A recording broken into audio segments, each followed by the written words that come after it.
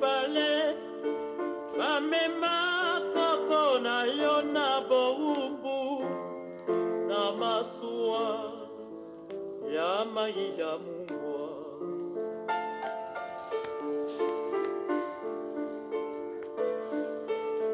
Bambulumbulu bakanga tata na yo bamema ye na Congo. Le pétrole contre la facilité élargie au crédit pour le Congo. Peuple du monde, peuple congolais, chers amis, les carottes sont cuites au Congo car l'intention vaut le fait, dit un dicton français.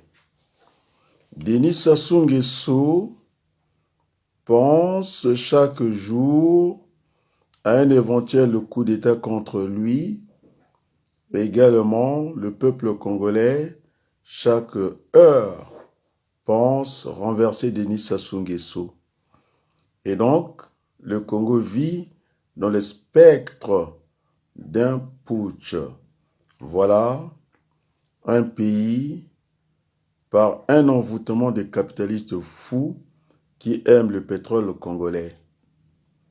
L'affaire du pétrole contre nourriture est née à la suite des opérations de besoins humanitaires du peuple irakien après la guerre du Koweït.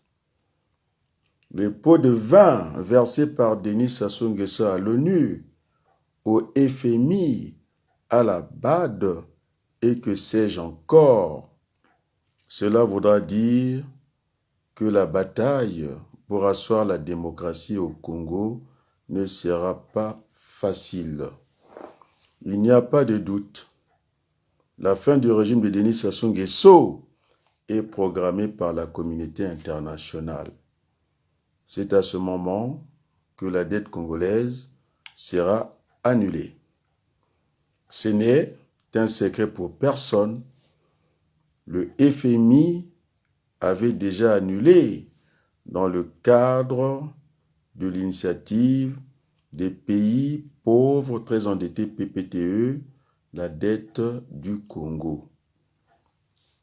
Je suis économiste formé en France et j'avoue très sincèrement que je n'ai jamais étudié un cas de surendettement qui ouvre les portes du crédit.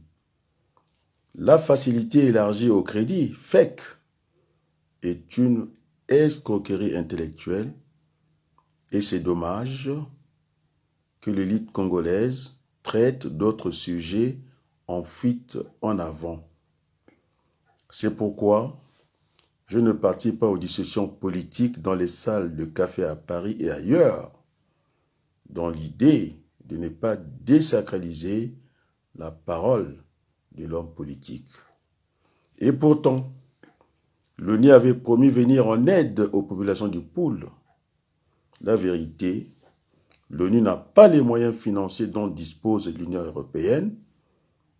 C'est étonnant que le Congo, la dernière économie du monde, fasse défiler les secrétaires généraux de l'ONU à Brazzaville. Il faut le dire, l'argent n'a pas d'odeur. L'État congolais massacrant à ciel ouvert sa propre population dans le Poul, la réaction de l'ONU ne pouvait que se faire attendre, car la main qui donne est toujours au-dessus de celle qui reçoit. Todd Asquith, ambassadeur des États-Unis, va voler au secours de l'ONU en apportant l'aide promise par les Nations Unies aux populations du Poul victimes des guerres imbéciles au Congo. C'est ainsi que l'ONU va contraindre Denis Sassou Nguesso et Ntoumi de signer un accord de paix pour la région du Poul.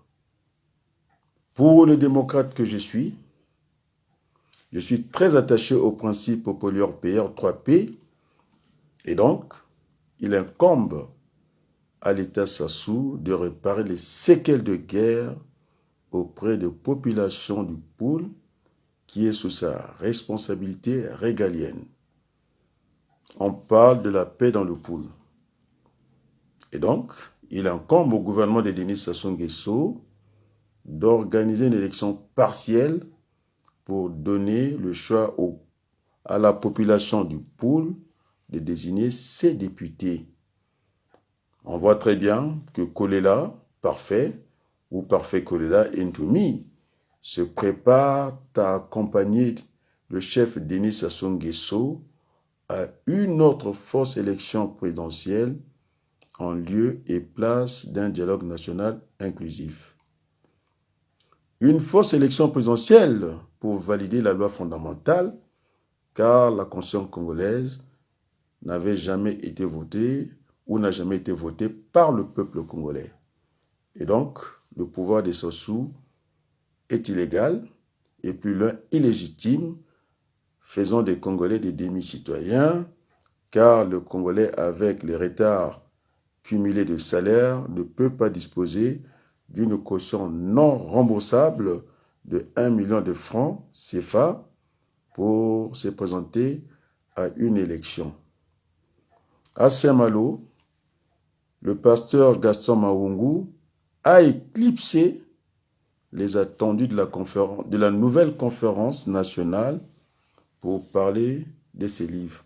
Franchement, cela devient pénible pour les démocrates. Quant à mon très cher frère Georges Goma du Canada, qui essaie plus ou moins de défendre M. Chikaya Mishamou, ce dernier vient de faire une fugue pour se retrouver face à face avec les gamins de l'école primaire du Congo dans un discours démagogique sur l'unité nationale. Il a oublié de dire la vérité que tous les ambassadeurs du Congo, à 2 exceptions près, sont originaires de la Cuvette. Ce monsieur n'a rien à faire à l'école. Je ne voulais pas parler de l'église de référence au Congo, c'est-à-dire l'église catholique. Seulement, l'église a perdu sa parole à force d'avoir des homélies avec le PCT à la basilique Sainte-Anne de Potopoto, à Oyo et ailleurs. La communauté internationale doit lire attentivement l'article 96 de la nouvelle constitution de Denis Sassou Nguesso, car le jour venu, le peuple congolais ne répondra pas à la dette Sassou. Denis Sassou Nguesso a fait du Congo une proie facile, c'est-à-dire un Congo Zoba. Je ne vois pas la raison du voyage de Denis Sassou Nguesso en Russie. La Russie, en tant que membre du Conseil de sécurité de l'ONU, veut aussi sa part du gâteau congolais. Je reste, pour ma part, très attentif du retrait des Britanniques de Singapour, si je peux vraiment m'exprimer ainsi. Il nous reste une ultime chance de sauver le Congo en organisant une assemblée générale inclusive à Paris pour booster le dialogue national inclusif sous le format corrigé de la conférence nationale souveraine. Très fraternellement, Adrien Wabaluku, et je vous remercie.